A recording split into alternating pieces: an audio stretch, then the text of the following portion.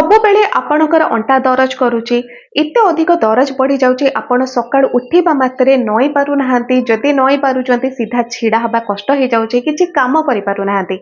ଆଜିର ଭିଡ଼ିଓ ଆପଣ ପୁରା ଦେଖନ୍ତୁ। ଅତି ସହଜ ଉପାୟ ବିଷୟରେ ଜାଣିବେ ଯେଉଁଗୁଡ଼ାକ କେବଳ ଯେ ଆପଣଙ୍କର ଅଣ୍ଟା ଦରଜକୁ କମାଏ ସେମିତି ନାହିଁ, ଅନ୍ୟାନ୍ୟ ଜଏଣ୍ଟ ପେନ୍ को भी आपणकर कमेब, जेमितिक आंठू दरज, पादर गंठी दरज, ये सब समस्या को भी खूब शीघ्र कमेदब। तो जानिबा कौन से उपाय आज आपण तीनोटी उपाय विषय जानवे। फर्स्ट उपाय गोटे पीवा सामग्री विषय आपको कहबी जोटा कि बहुत सहज आपण तैयारी करें।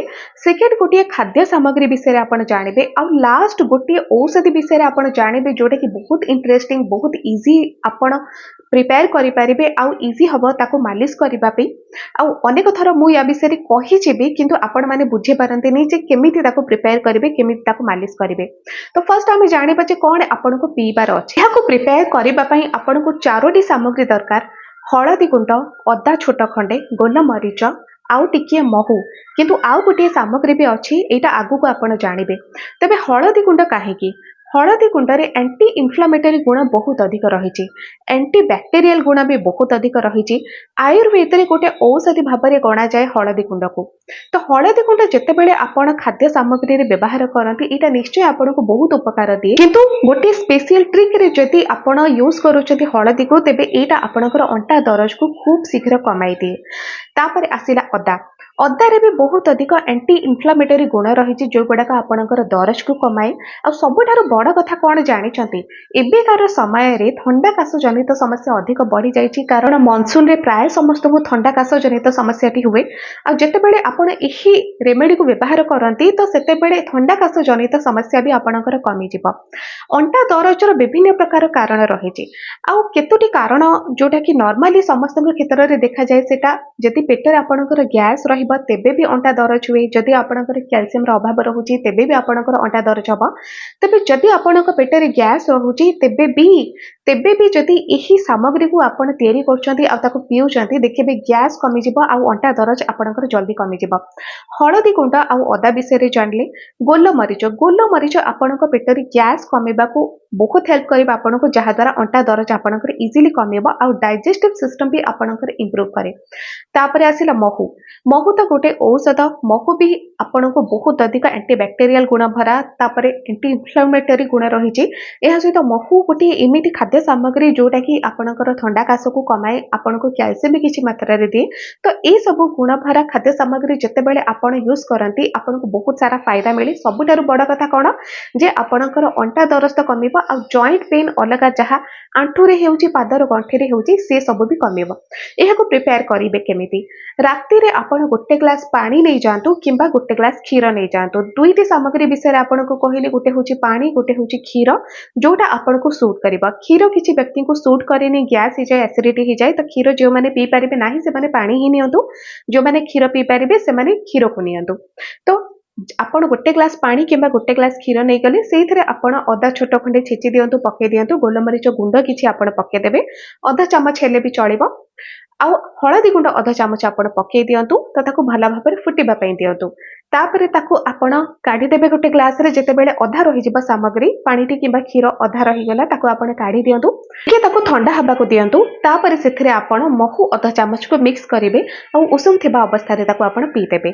तो ये तो हेगला फर्स्ट उपाय जोटा कि पीबा पई रही। सेकेंड रे आपण खाइबे कोन? आपनको दरकार अखरोट, वालनट, जोटा कि इजीली आपनको मार्केट रे मिली भी जिवो। जदि आपनको मार्केट रे आपनको मिलुनी, तो आपण ऑनलाइन भी ताको मगै परिबे। एतिकी किंतु जेतेबेले आपण वालनट किणती, टिके आपनको रेट अधिका पड़िबो, कारण जेहेतु गोटे ड्राई फ्रूट, तापरे आम ओडिसा रो भी एटा नुह, सेठिपई टिके रेट अधिका पड़े। किंतु जो माने भी किणी परिबे सेमाने आणंतु निश्चय, कारण जेतेबेले जॉइंट पेन हुए किंबा आपणकर अंटा दरज हुए, जोथिपई आपनको कैल्शियम टैबलेट भी खाइबा को पड़े पारे, तो वालनट आपनको बहुत सहाय्य करिबो। एटा काहेकि सहाय्य करे? कारण एथिरे ओमेगा 3 फैटी एसिड रही। କ୍ୟାଲସିୟମ ମ୍ୟାଗ୍ନେସିୟମ ଏ ସବୁ ଭରପୁର ମାତ୍ରାରେ ରହିଛି ୱାଲନଟରେ। ଆଉ ଯେତେବେଳେ ଏହାକୁ ଆପଣ ଖାଆନ୍ତି ତ ଏଇଟା ଆପଣଙ୍କର କ୍ୟାଲସିୟମ ଅଭାବକୁ ଦୂର କଲା। ଏଥିରେ ଓମେଗା 3 ଫ୍ୟାଟି ଆସିଡ୍ ରହିଛି ଯେଉଁଗୁଡ଼ାକ ଆପଣଙ୍କର ହାଡ଼ ଜନିତ ସମସ୍ୟାକୁ କମାଏ। ଆପଣଙ୍କର ବିନ୍ଧା ଛିଟିକା ଯଦି ଯେକୌଣସି ସ୍ଥାନରେ ହେଉଥିବ ତେବେ ଆପଣ ଯଦି ଡକ୍ଟରଙ୍କ ପାଖକୁ ଯିବେ ସେ ଆପଣଙ୍କୁ ଭିଟାମିନ୍ ଲେଖିବେ ଆଉ ସେ ଭିଟାମିନ୍ ଟ୍ୟାବଲେଟ୍ ଉପରେ ଆପଣ ଦେଖିବେ ଲେଖାଥିବ ଓମେଗା 3। ସେଟା କାହିଁକି? କାରଣ ଯେତେବେଳେ ଓମେଗା 3 ଆପଣ ଖାଆନ୍ତି ସେଟା କ୍ୟାପସୁଲ ରୂପରେ ଆପଣ ଖାଇପାରିବେ କିମ୍ବା ଖାଦ୍ୟ ସାମଗ୍ରୀ ଯେଉଁଗୁଡ଼ାକ ଆପଣଙ୍କୁ ନେଚର ଦେଇଛି ସେ ରୂପରେ ଖାଇପାରିବେ। ତ ସେଇଟା ଆପଣଙ୍କର ଯେତେ ସବୁ ଜଏଣ୍ଟ ପେନ୍ର ସମସ୍ୟା ରହିଛି ତାକୁ କମାଏ। ସେଇଥିପାଇଁ ମୁଁ କହୁଛି ଆପଣ ଅଖରୋଟ ବା ୱାଲନଟକୁ ଖାଆନ୍ତୁ, କିଛି ଦିନ ରେଗୁଲାର କରନ୍ତୁ, ଯାହାଦ୍ୱାରା ଆପଣଙ୍କର ଅଣ୍ଟା ଦରଜ କିମ୍ବା ଆଣ୍ଠୁ ଗଣ୍ଠି ଜନିତ ଦରଜର ସମସ୍ୟା ଜଲ୍ଦି କମିବ। ଆଉ ଏଟାକୁ ଖାଇବେ କେମିତି? ଯଦି ଆପଣ ସେମିତି ତାକୁ ଭାଙ୍ଗିକି ଖାଇଦେବେ ତ ସେଇଟା ବି ଠିକ୍ ଅଛି, ଆପଣ ସେମିତି ଖାଇପାରିବେ, କିନ୍ତୁ ଭେଦେଇକି ଆପଣ ଖାଆନ୍ତୁ। ଭେଦେଇକି ଖାଇଲେ କ'ଣ ହୁଏ, ଏଇଟା ଶୀଘ୍ର ହଜମ ହୁଏ। ରାତିରେ କିଛି ୱାଲନଟ ଆପଣ ପାଣିରେ ଭେଦେଇଦେଲେ, ନେକ୍ସଟ ସକାଳେ ଖାଲି ପେଟରେ ତାକୁ ଆପଣ ଖାଇଦେଲେ, ଏଇଟା ଶୀଘ୍ର ହଜମ ହବ। ଆଉ ଯେହେତୁ ଖାଲି ପେଟରେ ଆପଣ ଖାଇବେ ତାକୁ ତ ସେଇଟା ଶୀଘ୍ର ଆପଣଙ୍କ ଶରୀରରେ କାମ ବି କରିବ। ଯେତେବେଳେ ଆପଣ ଖାଲି ପେଟରେ ଥାଆନ୍ତି ଆପଣ ଯେକୌଣସି ଖାଦ୍ୟ ଖାଆନ୍ତୁ ସେଇଟା ଆପଣଙ୍କ ଶରୀରରେ ଲାଗେ। ତ ସେଥିପାଇଁ ଖାଲି ପେଟରେ ଯେତେବେଳେ ସକାଳେ ଆପଣ ଥାଆନ୍ତି ତ ଚେଷ୍ଟା କରିବେ ଗୋଟେ ଏମିତି ଖାଦ୍ୟ ଖାଇବେ ଫାଷ୍ଟ ଖାଦ୍ୟ ଆପଣଙ୍କର ଯୋଉଟା ବହୁତ ସାରା ଭିଟାମିନ୍ ଆପଣଙ୍କୁ ଦେଇପାରିବ, ବହୁତ ସାରା ଆପଣଙ୍କୁ ଗୁଡ୍ ଇଫେକ୍ଟ ଦେଇପାରିବ, ଯୋଉଟା କି ୱାଲନଟ ଆପଣଙ୍କୁ ଦେଇପାରିବ। ଆଉ ଏହା ଦ୍ୱାରା ଜଲ୍ଦି ଆପଣଙ୍କର ଜଏଣ୍ଟ ପେନ୍ର ସମସ୍ୟା କିମ୍ବା ଅଣ୍ଟା ଦରଜର ସମସ୍ୟା କମେ। ଲାଷ୍ଟ ଅଛି ଗୋଟେ ମାଲିସ କରିବା ପାଇଁ। ଆଉ ଏଇଟା ଆପଣଙ୍କୁ କହିଛି ବହୁତ ଇଣ୍ଟରେଷ୍ଟିଂ, ବହୁତ ଇଜି। ତା ପାଇଁ ଆପଣଙ୍କୁ ଦୁଇଟି ସାମଗ୍ରୀ ଦରକାର। ଗୋଟେ ହେଉଛି କିଛି ସୋରିଷ ତେଲ, ଆଉ ଗୋଟେ କିଛି କର୍ପୂର। ଆପଣ କିଛି ସୋରିଷ ତେଲ ନେଇଯାଆନ୍ତୁ, ସେଇଟା ଆପଣ କଞ୍ଚା ନେବେ, ତାକୁ ଗରମ କରିବେନି। ମୁଁ ଆଗରୁ ବି ବହୁତ ସାରା ଭିଡ଼ିଓରେ ଏ ବିଷୟରେ କହିଛି, କିନ୍ତୁ ଆପଣମାନଙ୍କର କମେଣ୍ଟ ଆସେ ଯେ ଆମେ ଗରମ କରିବୁ ନା ସେମିତି ତାକୁ ନେବୁ। ଆପଣ ଗରମ କରିବେନି, ଆପଣ ସେଇ ସୋରିଷ ତେଲକୁ ସେମିତି କଞ୍ଚା ହିଁ ନେବେ, ସେମିତି ଥଣ୍ଡା ହିଁ ନେବେ। ଆଉ ଗୋଟେ ବୋତଲରେ ଆପଣ ନେଇଯିବେ। ବୋତଲରେ କିଛି ସୋରିଷ ତେଲ ଆପଣ ନେଇଗଲେ ସେଥିରେ ଆପଣ ତେଲର କ୍ୱାଣ୍ଟିଟି ଫାଷ୍ଟ ଦେଖନ୍ତୁ ଯେ ଆପଣ କେତେ ନେଉଛନ୍ତି। ଫାଷ୍ଟ ଆପଣ ମନେ କରନ୍ତୁ 10 ml ର ତେଲ ନେଇଛନ୍ତି, ସେଇ ଅନୁସାରେ ଆପଣ 4ରୁ 5ଟି କର୍ପୂରକୁ ଗୁଣ୍ଡ କରିକି ସେଥିରେ ମିଶେଇ ଦିଅନ୍ତୁ। ତାପରେ ତାକୁ ସେମିତି ହିଁ ଷ୍ଟୋର କରିକି ରଖିଦିଅନ୍ତୁ। ସେଇଟା ଷ୍ଟୋର ହେଇଗଲା, କିଛି ବି ଖରାପ ହବନି। ଆଉ ସେହି ତେଲକୁ ଆପଣ ଦିନକୁ 3ରୁ 4 ଥର ଆପଣଙ୍କର ଜଏଣ୍ଟ ପେନ୍ରେ ଲଗାନ୍ତୁ। ଆପଣଙ୍କର ଅଣ୍ଟା ଦରଜ ହେଉଛି ଅଣ୍ଟାରେ ମାଲିସ କରନ୍ତୁ, ଆପଣଙ୍କର ଆଣ୍ଠୁ ଦରଜ ହେଉଛି ଆଣ୍ଠୁରେ ମାଲିସ କରନ୍ତୁ। ଆଉ ଏଇଟା ବହୁତ ଅଧିକ ଇଫେକ୍ଟିଭ। ଆପଣ 2-3 ଦିନ ଯଦି ରେଗୁଲାର ଦିନକୁ 3ରୁ 4 ଥର ବି ମାଲିସ କରୁଛନ୍ତି ତାପରେ ଦେଖିବେ କେତେ ରିଲିଫ ମିଳୁଛି ଆପଣଙ୍କୁ। କୌଣସି ପ୍ରକାର ମେଡିସିନ ଆପଣଙ୍କୁ ଦରକାର ହବନି, ଏଇଟା ହିଁ ଆପଣଙ୍କର ସମସ୍ୟାକୁ ଭଲ କରିଦେବ। କିନ୍ତୁ ଆପଣ ଯଦି এই ତିନୋଟି ଯାକ ଉପାୟକୁ ଫଲୋ କରୁଛନ୍ତି ତେବେ ବହୁତ ଭଲ କଥା, କାରଣ এই ତିନୋଟି ଯାକ ଉପାୟ ତା ନିଜ ନିଜ କାମ କରନ୍ତି।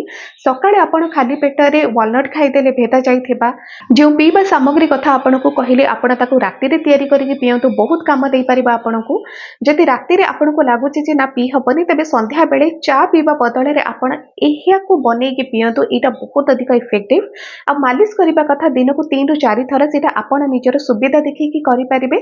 ମୁଖ୍ୟତଃ ରାତିରେ ଆପଣ ଚେଷ୍ଟା କରନ୍ତୁ ମାଲିସ କରିବାକୁ। ରାତିର ମାଲିସ କରିବା ବହୁତ କାମ ଦେଇପାରିବ ଆପଣଙ୍କ ଶରୀରରେ। ତ ଏଇ ତିନୋଟି ଯାକ ଯଦି ରେଗୁଲାର ଗୋଟେ ସପ୍ତାହ ବି ଆପଣ ଫଲୋ କରୁଛନ୍ତି ଦେଖିବେ କେତେ ଅଧିକ କାମ ଦେଇପାରିବ ଆପଣଙ୍କର ଅଣ୍ଟା ଦରଜ ପାଇଁ। ପ୍ଲସ୍ ଯଦି ଅଣ୍ଟା ଦରଜ ବି ନାହିଁ ଆପଣଙ୍କର ଆଣ୍ଠୁ କିମ୍ବା ପାଦର ଗଣ୍ଠି ଯେକୌଣସି ଜଏଣ୍ଟ ପେନ୍, ତ ଷ୍ଟାର୍ଟିଂରେ ସେଇଥିପାଇଁ ହିଁ ଆପଣଙ୍କୁ କହିଲି ନା ଅଣ୍ଟା ଦରଜ ବି କମେଇବ ପ୍ଲସ୍ ଜଏଣ୍ଟ ପେନ୍ ଯେକୌଣସି ସ୍ଥାନରେ ହେଉଛି ତାକୁ ବି କମେଇବ। ତ ସେଥିପାଇଁ ଆପଣ ଏଇ ତିନୋଟି ଯାକୁ ଫଲୋ କରିପାରିବେ। ଆଉ ଯଦି ଭାବୁଛନ୍ତି ଯେ ନାଇଁ ଏଇ ତିନୋଟି ଯାକୁ ଏକା ବେଳକେ ଫଲୋ କରିହବନି ତେବେ ଯେକୌଣସି ଗୋଟିଏକୁ ଫଲୋ କରନ୍ତୁ। କିନ୍ତୁ ମାଲିସ କରିବାଟାକୁ ମୁଁ ଭାବୁଛି ଯେ ଯଦି ପିଇବା ସାମଗ୍ରୀ ଆପଣ ଫଲୋ କରୁଛନ୍ତି ତାକୁ ଫଲୋ କରୁଛନ୍ତି ଠିକ୍ ଅଛି, ୱାଲନଟ ନ ଖାଇପାରନ୍ତି କିନ୍ତୁ ମାଲିସଟା ନିଶ୍ଚୟ ଆପଣ କରନ୍ତୁ, ଯୋଉଟାକି ସୋରିଷ ତେଲ ଆଉ କର୍ପୂରର ମାଲିସ। ଯଦି ଖାଇବା ସହିତ ଆପଣ ବାହାରୁ ମାଲିସ ବି କରୁଛନ୍ତି ଏଇଟା ଶୀଘ୍ର ଆପଣଙ୍କ ପାଇଁ କାମ କରେ। ଆଜିର ଭିଡ଼ିଓରେ ଆପଣ ଜାଣିଲେ ଏମିତି ତିନୋଟି ଉପାୟ ବିଷୟରେ ଯୋଉଗୁଡ଼ାକ ବହୁତ ଇଜିଲି ଆପଣ ତିଆରି କରିପାରିବେ। ଏଥିରେ ଅଧିକ ଖର୍ଚ୍ଚ ନାହିଁ। ହଁ ଟିକେ ୱାଲନଟ କିଣିବାରେ ଖର୍ଚ୍ଚ ପଡ଼ିବ ଆପଣଙ୍କୁ, କିନ୍ତୁ ଯେଉଁମାନେ କିଣିପାରୁଛନ୍ତି ନିଶ୍ଚୟ କିଣନ୍ତୁ। ଆଜିର ଭିଡ଼ିଓ ଯଦି ଆପଣଙ୍କୁ ଟିକେ ବି ଭଲ ଲାଗିଲା ତେବେ ଲାଇକ୍ ସେୟାର ସବସ୍କ୍ରାଇବ କରିବା ଆଦୌ ବି ଆପଣମାନେ ଭୁଲିବେନି। ଆଜି ପାଇଁ ଏତିକି।